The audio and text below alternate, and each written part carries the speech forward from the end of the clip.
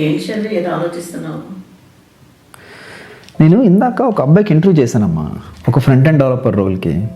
అయితే అబ్బాయి ఇంటర్వ్యూ స్టార్టింగ్లో అన్నాడు, అన్న నాకు ఇంగ్లీష్ సరిగ్గా రాదన్నా అంటే ఓకే తెలుగులో చేద్దాం అని చెప్పాను. అయితే ఇంటర్వ్యూ అవుతున్న మధ్యలో నేను రియాక్ట్ అంటే ఏంటి అని అడిగాను. ఆ అబ్బాయి దానికి ఇంగ్లీష్లో ఆన్సర్ ఇచ్చాడు. ఓకేలే అని చెప్పి కొంచెం సర్ప్రైజ్ అయ్యాను. దాని తర్వాత ఇంటర్వ్యూ మధ్యలో మళ్ళీ నేను ఊప్స్లో అబ్స్ట్రాక్షన్ అంటే ఏంటి అని అడిగాను. దానికి కూడా ఇంగ్లీష్లో ఆన్సర్ ఇచ్చాడు అన్నమాట. నాకు చాలా సర్ప్రైజింగ్ అనిపించింది అన్నమాట. ఎందుకంటే మన ఇనిషియల్ డేస్ ఆఫ్ జర్నీలోని మనకి ఏదైనా కాన్సెప్ట్ రాకపోతే మన డెఫినేషన్ గుర్తుపెట్టుకుంటాం అన్నమాట. ఓకే, మనకి ఇంగ్లీష్ రాకపోయినా కానీ. సో చాలాసార్లు చాలామంది చేసే మిస్టేక్స్ ఏంటి అంటే వాళ్ళు ఫ్యాక్ట్స్ గుర్తుపెట్టుకుంటారన్నమాట. For example let's say oops ఉందనుకోండి, ఊప్స్లో అబ్స్ట్రాక్షన్ అంటే ఏంటో వాళ్ళు గుర్తుంచుకుంటారు తప్ప కోడింగ్ స్టార్ట్ చేస్తున్నప్పుడు ఊప్స్ అనే కాన్సెప్ట్ ఏం లేదు. కోడ్ డెవలప్ చేసినప్పుడు వాళ్ళకి కొన్ని ప్రాబ్లమ్స్ వచ్చి ఉంటాయి. ఓకే, కోడ్ ఎలా రాస్తేనే కరెక్ట్గా ఉంటుంది, మాడ్యులర్గా ఉంటుంది, స్కేలబుల్ అవుద్ది అని ఫిక్స్ అయి ఉంటారు. అప్పుడు ఈ ఊప్స్ ఫ్రేమ్వర్క్ అని తెచ్చి ఉంటారు.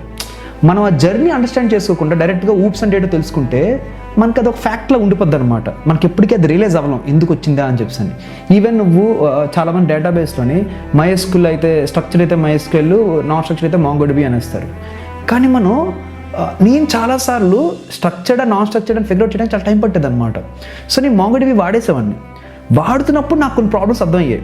అప్పుడు నేను రియలైజ్ అయినా అనమాట, ఓహో ఎలాంటి డేటాకి MongoDB వాడాలి, ఎలాంటి డేటాకి MySQL వాడాలి.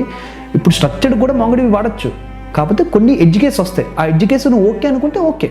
సో మనం చాలాసార్లు ఆ జర్నీ అండర్స్టాండ్ చేసుకుంటే ఆ ఫ్యాక్ట్స్ యొక్క వాల్యూ ఎక్కువగా మనకు అర్థం అవుద్ది అనమాట. లేకపోతే అది ఒక ఫ్యాక్ట్స్గా గుర్తుంచుకుంటాం అంతే.